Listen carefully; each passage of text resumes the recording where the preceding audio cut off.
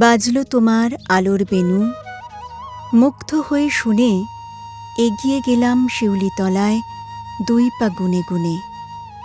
মাঠের ধারে কাশ ফুটেছে, লাগছে গায়ে হাওয়া, ওর সামনে উজাড় করি সকল চাওয়া পাওয়া।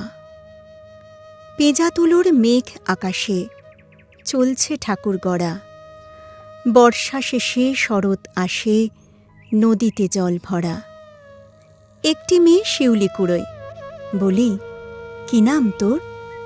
বলল মেয়ে হেসে, আমি মহালয়ার ভোর।